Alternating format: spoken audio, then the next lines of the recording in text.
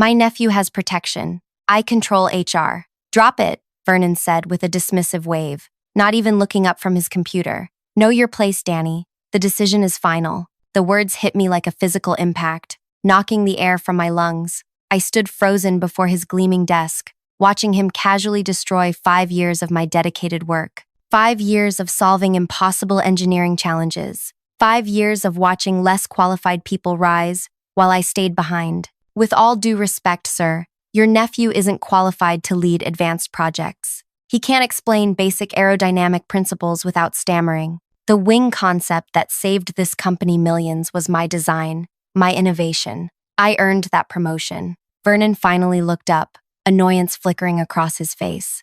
Are you suggesting I'm playing favorites? Kyle has an impressive background. He's brought fresh perspectives to our team. Fresh perspectives. I couldn't help the edge in my voice. He asked me yesterday what thrust vectoring meant. That's undergraduate material, sir. And those accomplishments on his resume? I checked with people at those companies. No one remembers him doing what he claims. Enough! Vernon's palm slammed against the desk. You're becoming a problem, Danny.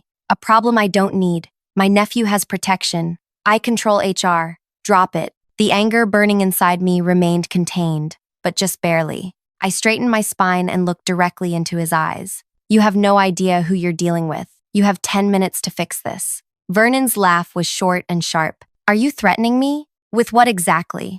Nobody will believe you over me. This conversation is over. I left without another word, closing his door softly behind me. My heart hammered in my chest as I walked through the maze of cubicles, nodding mechanically at colleagues. Nobody knew what had just happened. Nobody knew what I was about to do. The weight of my phone felt heavy in my pocket. One call would change everything. Wait, before I tell you what happened next, if you're enjoying this story so far, please tap that like button and subscribe to hear more stories like this one. Your support means everything, and it helps me keep sharing these real-life dramas with you. Now, let's get back to what happened after I left Vernon's office. My name is Danielle Keegan, but everyone calls me Danny. I've always been the person who solves problems others can't crack. Growing up with 4 brothers taught me to fight for recognition, a skill that served me well in the male-dominated aerospace industry. For 5 years, I'd been the backbone of Aerodyne's innovation team. When the previous wing design failed crucial safety tests, threatening a multi-million-dollar government contract, I worked 80-hour weeks developing an alternative that ultimately saved the project. The industry publications praised the revolutionary design, though my name appeared nowhere in the press releases. I accepted staying in the shadows because I believed my work would eventually speak for itself. When Arthur, our advanced projects director, announced his retirement, I thought my moment had finally arrived. I had the experience, the technical knowledge, and the respect of the engineering team. Then Kyle appeared. Kyle was Vernon's nephew, 28 years old with artificially whitened teeth and designer suits that seemed at odds with an engineer's salary. His resume boasted impressive achievements at 3 different aerospace companies, yet he struggled with concepts I mastered in my second year of college. We're lucky to have Kyle join our team, Vernon had announced at the monthly meeting. He brings extraordinary talent and fresh insights to Aerodyne. I watched my colleagues exchange glances. We all knew what was happening, but nobody dared say it aloud.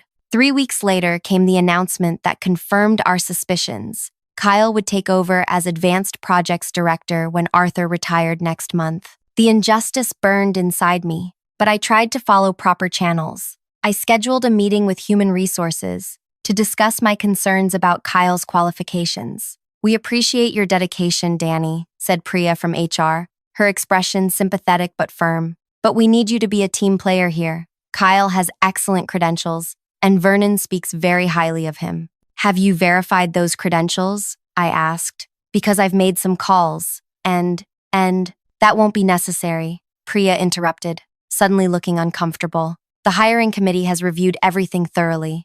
Next, I approached my direct supervisor, Arthur himself, the man whose position was at stake. I know exactly what you're feeling, Danny, Arthur said quietly as we sat in the empty conference room. And between us, you deserve that promotion. But Vernon has the ear of the board. He's been here 20 years. Fighting him isn't worth ending your career over. So we just let someone unqualified lead critical safety projects? Our designs go into aircraft carrying hundreds of passengers, Arthur. Arthur's shoulders slumped. Sometimes we have to pick our battles. The system isn't fair, but it's the system we have. That conversation led me to Vernon's office, to my ultimatum, and now to the decision I never wanted to make. I walked to my car in the underground parking garage, the fluorescent lights buzzing overhead. Inside the privacy of my vehicle, I pulled out my phone and stared at it. The contact name glowed back at me. Eliza Wilson. Eliza and I had been roommates in college 15 years ago. We'd stayed close as our careers diverged, mine into aerospace engineering, hers into government oversight. She was now the Federal Aviation Administration's lead safety inspector scheduled to approve Aerodyne's new commercial aircraft line next week. I had never used our friendship professionally. I had built my career on merit and hard work, but Vernon had changed the rules of the game. My finger hovered over her name. Was I really going to do this? Once this call was made, there would be no going back. I thought about Kyle, who would be responsible for decisions that affected passenger safety without understanding basic principles. I thought about the design modifications he'd already approved without proper testing. Nothing catastrophic, but concerning enough that they needed expert review and a rubber stamp from someone who couldn't tell aluminum alloys apart. I pressed call. Hey, Danny. Eliza's voice was warm. I was just thinking about you. I'll be in town next week for the Aerodyne inspection. That's actually why I'm calling, I said, my voice steadier than I expected. We need to talk about some modifications that have been approved for the new aircraft line. There are safety concerns you should know about before the inspection. What kind of concerns? Her tone immediately shifted to professional alertness. Design changes approved without proper testing protocols, modifications to control systems that haven't been through the full review process. I took a deep breath. And most importantly, the person who approved them lacks the qualifications to make those judgments. That's a serious allegation, Danny. I know. I wouldn't make it if I wasn't certain. Silence stretched between us. Then Eliza spoke carefully. This sounds like something that needs an emergency review before the scheduled inspection. I can arrange a meeting with the board tomorrow morning. I'll need you to provide specific details. I can do that, I said. After hanging up, I sat motionless in my car. Had I crossed a line? Would this decision haunt my career? The aerospace industry was tight-knit. Word would spread about what I'd done. My phone lit up. Unknown number. I answered cautiously. Hello? Who the hell are you? The voice was female, tight with barely controlled panic. This is Miriam Ashford, Aerodyne board chair. The government inspector just called demanding an emergency meeting tomorrow morning. She mentioned potential safety concerns from an insider. My heart raced. Yes, Ms. Ashford. I'm Danielle Keegan from the innovation team. Do you understand what this could do to our certification timeline? To our stock value when this leaks? To our entire government contract? I understand exactly what it could do, I replied quietly. We're ready to accept all of your terms. Just stop what you started, she pleaded. Whatever you want. Just tell your friend to back off. I tried addressing my concerns through proper channels, I said. I was told to know my place. The line went silent for a moment. Then Miriam spoke again, her voice carefully controlled. What exactly do you want, Ms. Keegan? That question hung in the air between us. What did I want? Justice? Recognition? Or something more? Before I could answer, my phone signaled another incoming call. I asked, Vernon. I asked Miriam to hold and switched calls. What have you done? Vernon hissed without preamble. His voice had lost all its previous confidence. The FAA inspector just called an emergency meeting. She mentioned concerns about Kyle's qualifications and modified designs. I believe I mentioned you had 10 minutes to fix the situation, I said calmly. You laughed. You can't do this. You'll never work in aerospace again. I'll make sure of it. That's where you're wrong, Vernon. The inspection is happening because there are legitimate safety concerns. Your nephew approved modifications without proper testing. That's not spite, that's fact. Tell me what you want, he said, his voice suddenly pleading. A promotion? Money? Name it. I want the qualified person to lead advanced projects. I want accountability, and I want assurance that safety isn't compromised for nepotism. Fine, you can have the director position. I'll move Kyle somewhere else. Just call off the inspector. It's too late for that, I said. The concerns have been officially logged. The inspection will happen. But how badly it goes for Aerodyne depends on what happens next. I switched back to Miriam. I'm sorry for the wait, Ms. Ashford. As I was about to explain, I want 3 things. First, I want to be named Executive Director of Safety and Innovation, reporting directly to the board, not to Vernon. Second, I want to build my own team of qualified engineers. Third, I want Vernon and Kyle transferred away from any position that influences critical design decisions. That's substantial, Miriam said carefully. The board would need to discuss this. Of course, you have until the emergency inspection tomorrow at 9 a.m. I should mention that I've documented all the improper design approvals and qualification discrepancies. If Aerodyne chooses to retaliate against me, that documentation will go directly to the FAA and the press. You've thought this through, Miriam said, sounding almost impressed. I'm an engineer. Thinking through problems is what I do. As I hung up, my hands finally began to shake. I'd just gambled my entire career on one bold move against a powerful executive. But sometimes, standing up for what's right requires risking everything. I had no idea if they would meet my demands or if I'd just committed professional suicide. All I knew was that I couldn't remain silent any longer. The next 8 hours would determine everything. 9 o'clock that evening found me sitting in my modest apartment, staring at the walls. The bold move I'd made earlier still didn't feel real. My cat, Penny, sensed my anxiety and curled against my leg, purring softly as if trying to reassure me. "What did I just do, Penny?" I whispered, scratching behind her ears. Either I just saved my career or completely destroyed it. My phone hadn't stopped buzzing since I left the office. 6 missed calls from Vernon, 4 from numbers I didn't recognize, 12 text messages asking what was happening. Word had spread through the company like wildfire. Something big was brewing. I'd turned off all notifications and spent the evening meticulously organizing my evidence. Every email about the wing design that saved the company millions. Screenshots of the modified specifications Kyle had approved without proper testing. Witness statements from 3 engineers who heard Kyle ask basic questions that any qualified aerospace engineer should know. At 9:42 p.m., my doorbell rang. My heart jumped to my throat. Nobody ever visited this late. I approached the door cautiously and checked the peephole. Arthur stood in the hallway, looking exhausted. My retiring boss, the current advanced projects director whose position was at the center of this storm. I opened the door. "Arthur, this is unexpected. May I come in?" he asked, his voice low. "There are some things you should know before tomorrow."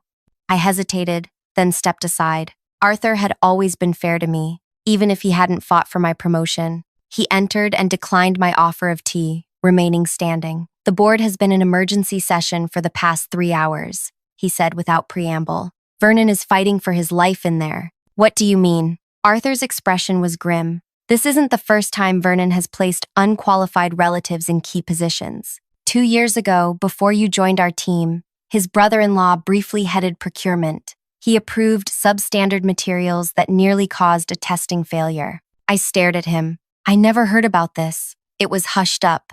The board gave Vernon a warning and made him remove his brother-in-law. They thought he'd learned his lesson." Arthur shook his head. "When you triggered the FAA inspection, Miriam started digging. She found a pattern." My mouth went dry. "What kind of pattern?" "Vernon has been building a network of friends and family throughout the company, people who owe him loyalty over qualified candidates. The board was blind to it until now." He paused. "I'm here because Vernon is trying to paint you as disgruntled and unstable. He's claiming you fabricated evidence because you couldn't handle being passed over." Anger flared in my chest. "That's ridiculous. I have documented proof. It's strong and—" Arthur held up his hand. "I know. That's why I'm here. I've decided to speak to the board tomorrow, to tell them what I know about your contributions and Kyle's lack of qualifications." I sat down heavily on my couch. "Why now, Arthur? Why didn't you speak up before?"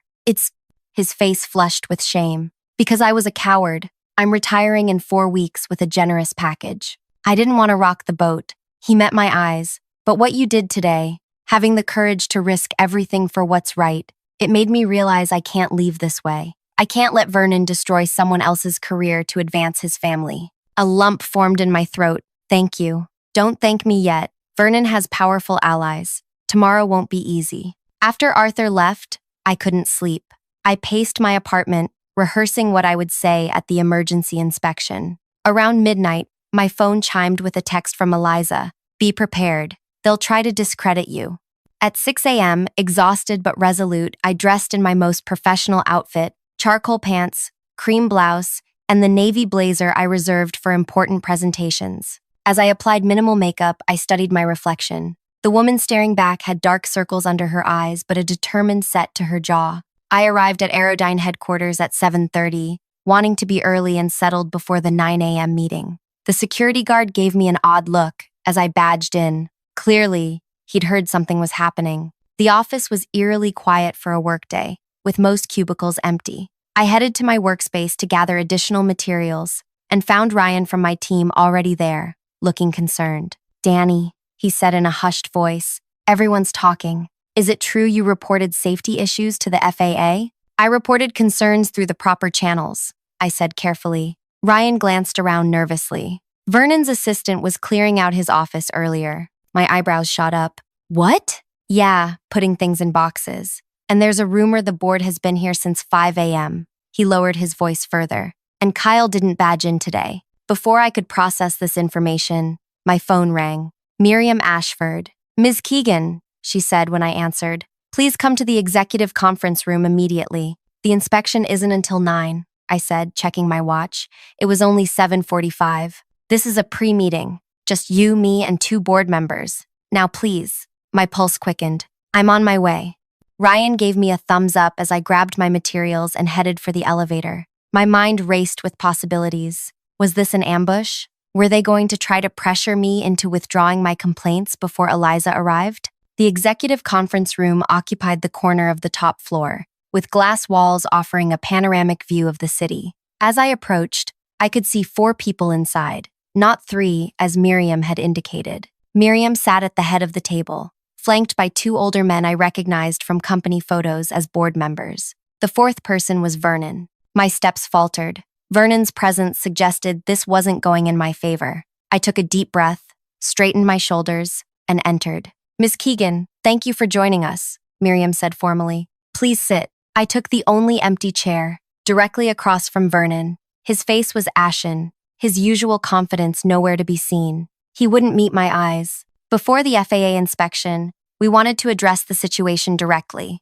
Miriam continued. "Mr. Harris has something to say." Vernon cleared his throat. "I've submitted my resignation, effective immediately." I blinked in surprise, certain I'd misheard. "I'm sorry?" "The board has accepted my resignation," Vernon said, his voice hollow, "and withdrawn Kyle's appointment as Advanced Projects Director." Miriam took over. "Ms. Keegan, the board has conducted an emergency review of the situation. What we found was concerning, not just regarding Kyle's qualifications, but a pattern of questionable appointments and decisions over several years." One of the board members, a silver-haired man with sharp eyes, leaned forward. "We've spent the night reviewing personnel files and project approvals. We found at least 7 instances where Vernon placed underqualified friends or family in positions they shouldn't have held.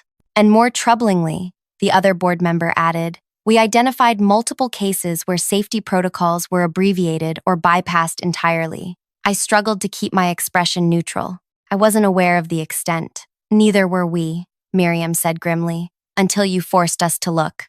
Vernon finally spoke again. "I want to be clear that I never intentionally compromised safety. I believed in the people I promoted." "Regardless of intent," Miriam said sharply, "the effect was the same. And now we face an FAA inspection that could potentially ground our entire new aircraft line." My mind raced. This was unfolding far differently than I'd expected. "What happens now?" Miriam slid a folder across the table. "Inside is a written offer. We're prepared to meet all your conditions. Executive Director of Safety and Innovation, reporting directly to the board. Authority to build your own team. Vernon and Kyle are already out." I opened the folder and skimmed the document. The terms were exactly as I'd requested, with a salary significantly higher than I'd anticipated. "This is contingent on the FAA inspection, I assume?" The silver-haired board member shook his head. "No, this offer stands regardless. We need someone with your integrity heading safety operations. The question is whether you can help us address the issues before the inspector arrives." I looked at Vernon, who sat in defeated silence, then back to the board members. "I need to understand something first.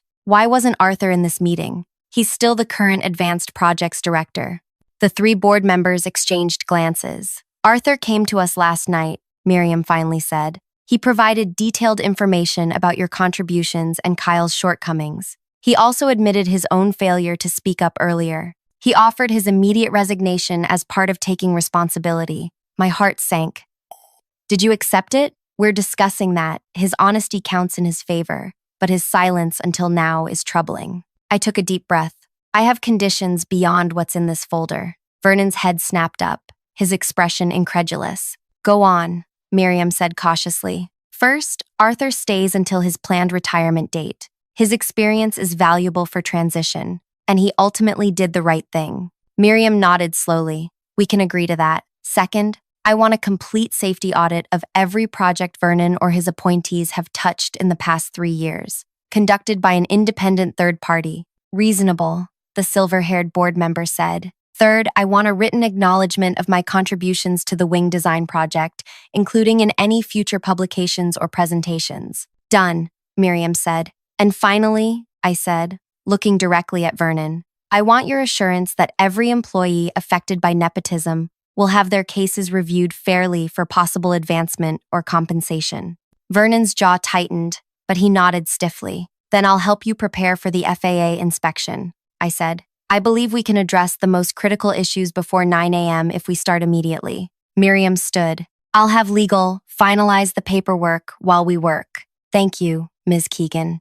As we left the conference room to begin the urgent safety review, Vernon remained seated, staring out at the city skyline that was no longer his to command. The next 2 hours passed in a blur of activity. I assembled a small team of the most trustworthy engineers, and we systematically identified and documented every questionable design modification Kyle had approved. We prepared detailed explanations of how each would be properly tested and, if necessary, revised. At precisely 9 a.m., Eliza arrived with 2 additional FAA inspectors. Her eyebrows rose slightly when Miriam introduced me as the incoming Executive Director of Safety and Innovation, but she maintained her professional demeanor. We've identified several areas of concern, I said, leading them through our findings. We're not hiding anything. These modifications were approved improperly, and we're taking full responsibility for correcting them. The inspection was thorough and tense. At several points, I thought we might still lose certification despite our preparations.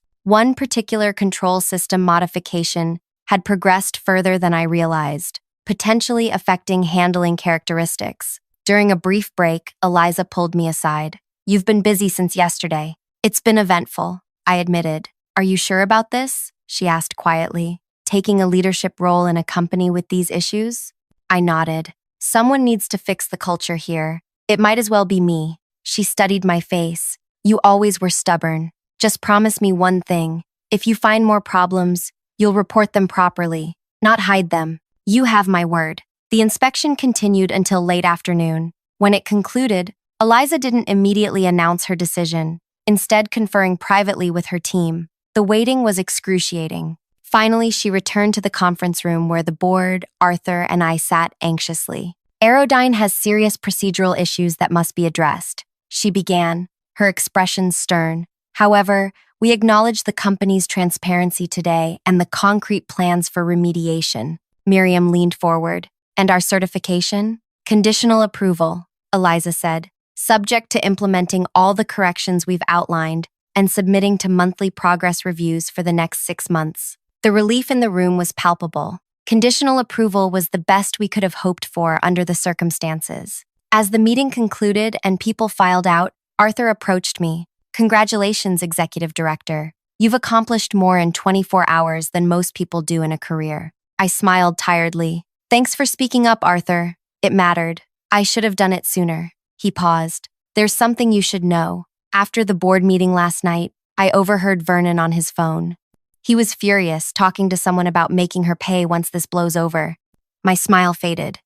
You think he'll try to retaliate? Arthur nodded grimly. Vernon doesn't forgive people who cross him, and he still has connections in the industry. Watch your back. As Arthur walked away, I felt the weight of his warning. I'd won this battle decisively, but Vernon was still a powerful man with wounded pride. This might not be over yet. The thought should have frightened me, but instead, a strange calm settled over me. If Vernon wanted to continue this fight, he would learn that I was just getting started. Tomorrow would be my first official day as executive director. The real work of transformation was just beginning, And if Vernon thought today was bad, he had no idea what was coming next. 2 weeks into my new role as Executive Director of Safety and Innovation, I was already drowning in the enormity of the task before me. Vernon's influence ran deeper than anyone had realized. Every day brought new discoveries of questionable decisions, abbreviated testing protocols, and unqualified personnel in critical positions. "How bad is it?"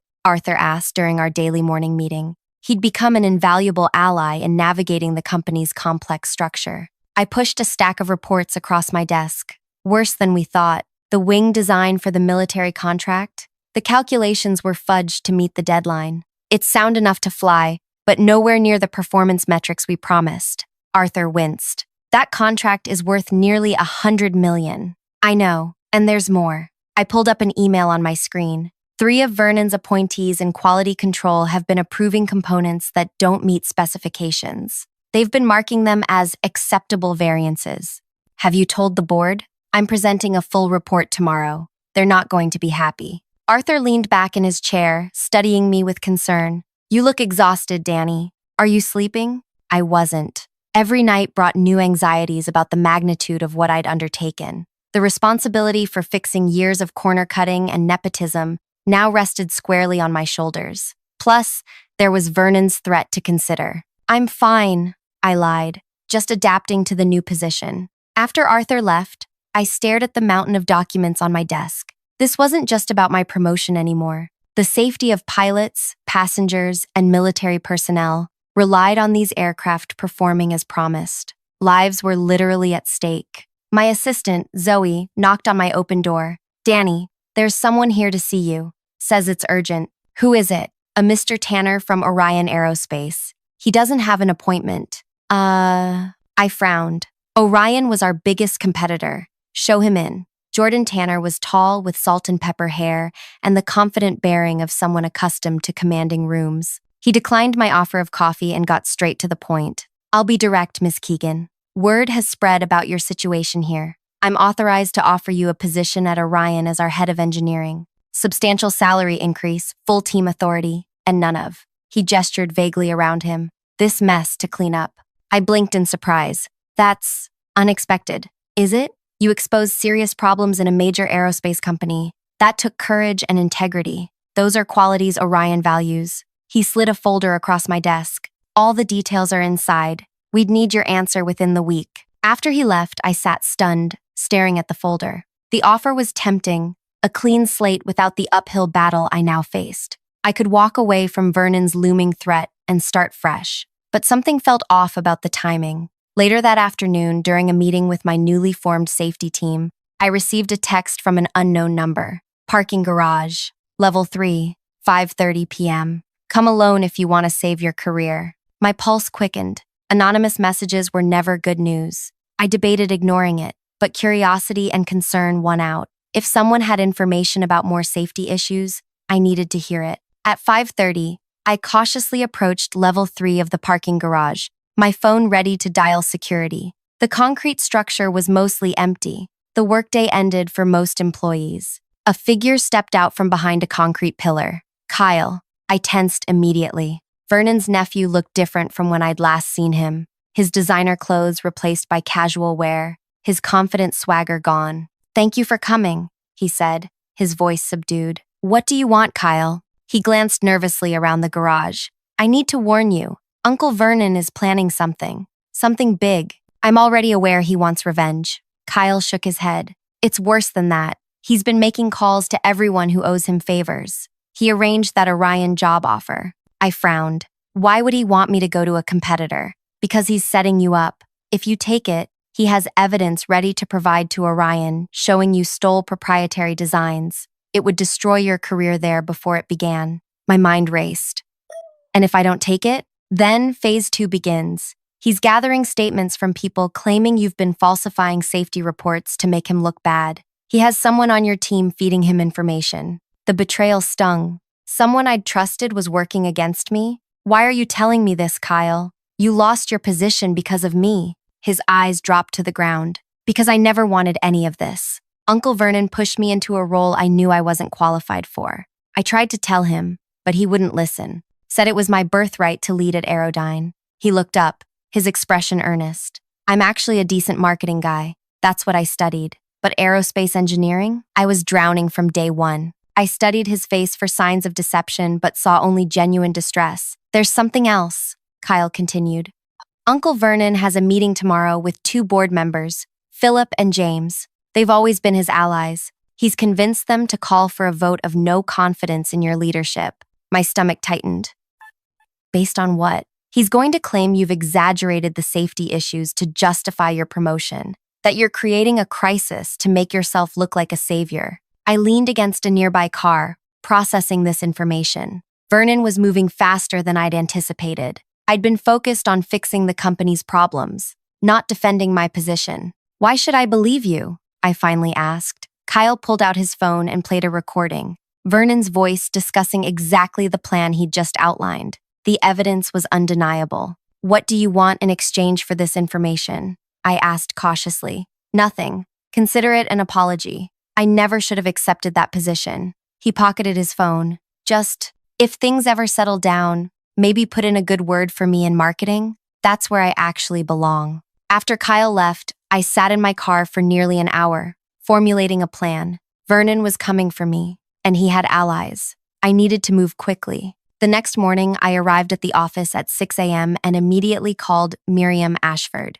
I need an emergency board meeting, today, before the scheduled 2 p.m. session. That's highly unusual, she replied, sounding concerned. What's happened? Vernon is making his move, and he's turned Philip and James against me. I have evidence they need to hear before they make any decisions. There was a long pause. I'll arrange it for 10 a.m. That's the earliest I can get everyone together. I spent the next 3 hours preparing my presentation and gathering allies. Arthur agreed to speak on my behalf. 3 engineers from my team volunteered to present their findings on the safety issues. I even reached out to Eliza at the FAA, who provided a statement confirming the legitimacy of our safety concerns. At 9:45, I walked into the boardroom with my team, only to find Vernon already there, looking smugly confident. Philip and James sat beside him, their expressions closed and judgmental. This is an unexpected development, Vernon said smoothly. I was under the impression our meeting was at 2 p.m.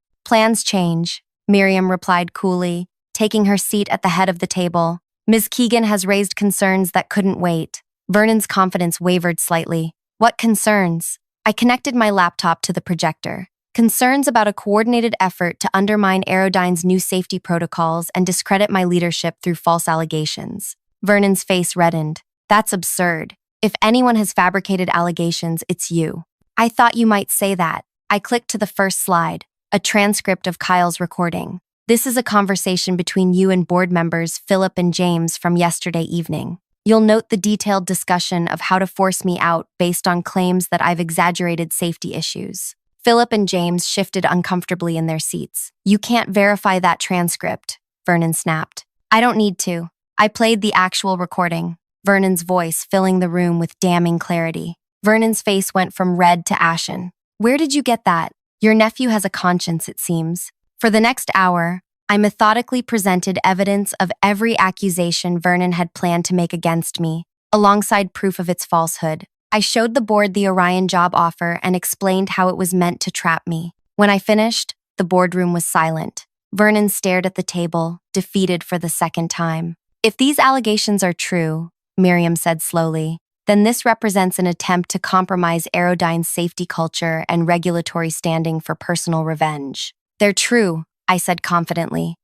And there's more. During our safety audit, we discovered that Vernon has been receiving payments from a component supplier that repeatedly failed to meet specifications but was approved anyway. This was news even to Vernon, whose head snapped up in shock. That's a lie. I never took bribes. Not bribes, I clarified. Consulting fees to a company registered to your wife's maiden name. We found the connection while tracking the component approval chain. Miriam stood abruptly. Vernon, Philip, James, you'll wait outside while the rest of the board discusses this matter privately. The 3 men filed out, Vernon shooting me a look of pure hatred as he passed. The remaining board members spoke in hushed, urgent tones. I caught fragments, legal implications, regulatory fallout, media exposure. Everyone. After 20 minutes, they called us back in. Vernon, Philip, and James were noticeably subdued. Miriam addressed me first. Miss Keegan, the board extends its apology for this situation.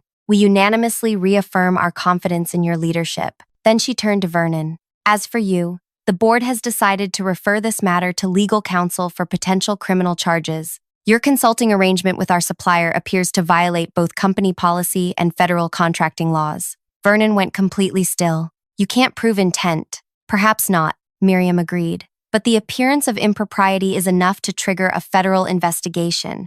Given Aerodyne's government contracts, that would mean the Department of Justice getting involved. Vernon's lawyer, who had arrived during the deliberation, whispered urgently in his ear. The board is prepared to offer you one alternative, Miriam continued. Immediate severance with no benefits, a legally binding non-disclosure agreement, and your commitment to leave the aerospace industry entirely. In exchange, Aerodyne will handle this matter internally. Vernon's shoulders slumped in defeat.